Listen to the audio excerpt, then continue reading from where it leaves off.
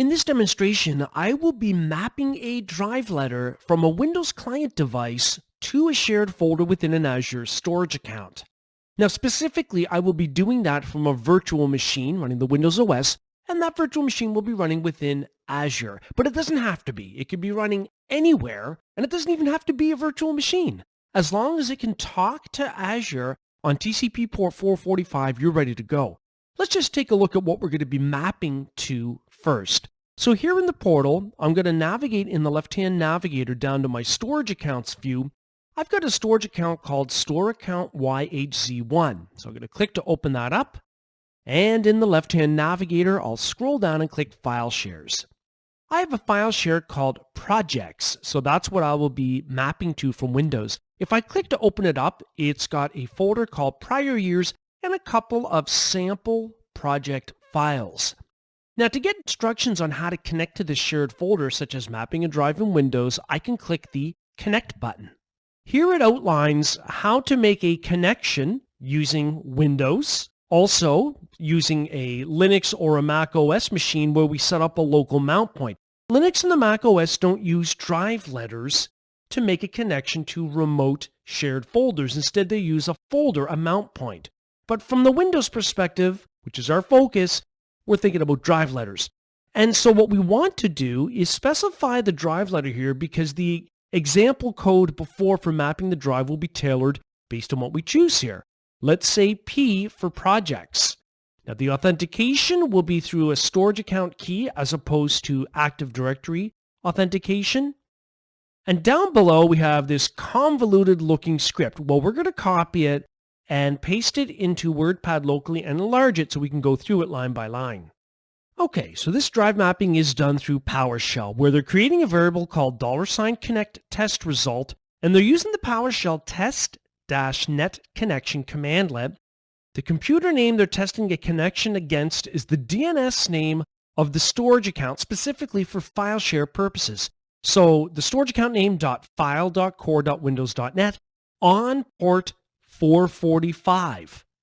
Now, if that succeeds, then there's a comment here that says it's going to save a username and a password, and that's done in Windows using the command key command.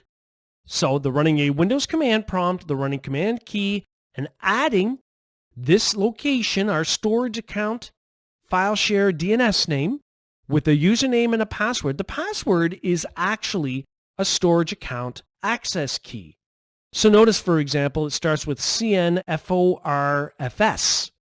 Back here in the portal, if I look at my storage account and go to the access keys for it and choose Show Keys, it's the first one, CNFORFS, and then so on and so forth. So we've tested port 445 connectivity, saved credentials locally. Then we actually map the drive with the PowerShell commandlet new-ps drive, new PowerShell drive. The drive letter is P. The provider is a file system provider where the root of the file system is a UNC path, // the DNS name of our storage account and file share, pointing to finally our shared folder called projects, and we want this to be a persistent drive mapping -persist. Otherwise, if our testing of port 445 failed, then we write back an error message that says it couldn't contact the storage account and use a VPN tunnel or an express route dedicated connection, that type of thing. So basically, this needs to execute on machines where we want to map that drive letter. And enterprises have many different ways that they will do that, whether it's through group policy or storing logon scripts and user profile directories on a server, that type of thing. Doesn't matter how you do it, one way or another, this needs to run on people's machines where we want to map this drive letter. So that's where we're going to focus our energy now. So back here in the portal, I'm going to use a Windows virtual machine running here in the cloud. And from it, I will map a drive letter to the shared folder. So I need to open up that server's properties because I need to have its public IP. That's how I am remotely connecting to it from my on-premises station using the remote desktop client. Okay, now that I've remoted in to the public IP of my Windows virtual machine, which is running in Azure, I'm going to go ahead and search the Start menu for Power, and I'm going to fire up Windows PowerShell. Now what I want to do is enlarge that so we can see what we're doing here. And I'll click OK and maximize it. Now I'm just going to go ahead and paste in all of the commands according to the script that we just went through. Notice it's testing a connection to that location. So I'm going to go ahead and press enter. It's added the credential successfully with command key, and it looks like drive P is now pointing to that location. So I could issue the net use command even to see that drive letter P is pointing to the projects folder, and I could navigate to drive P here, do a dir. There's the contents of it. Of course, most people would do that using the GUI environment. So if I were to open up the File Explorer tool here on my Windows machine, and if I were to navigate to this PC, we have a drive mapping for drive letter P pointing to projects, and there are the project files. So it is working. There you have it. We've mapped a drive letter from Windows to a shared folder through Azure Files. Okay, now just to make this a little bit more interesting, back here in the portal, I've deleted the Project A file. However, if I were to go back to the level where I see my shared folders for projects and click on the three dots to the right and view snapshots, there are two snapshots that were taken of this folder, point-in-time snapshots.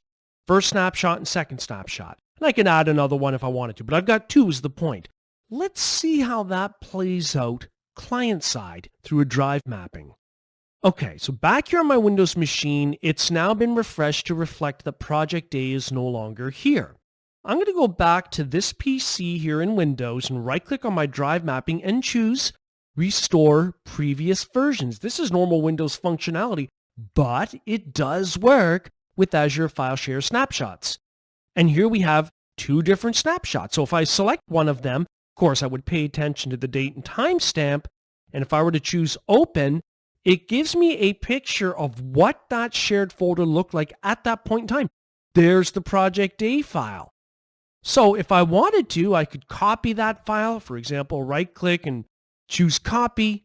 Because notice that the window I am in right now, if I just click up here in the address bar, is a mapping for drive letter P with that date and timestamp for the snapshot. So it's not the real current state of the folder. So if I go back into my Windows Explorer or File Explorer, this is the real current state of the folder. There's no date or timestamp up here in the address bar. But I could just go ahead and paste in Project A and we have it back.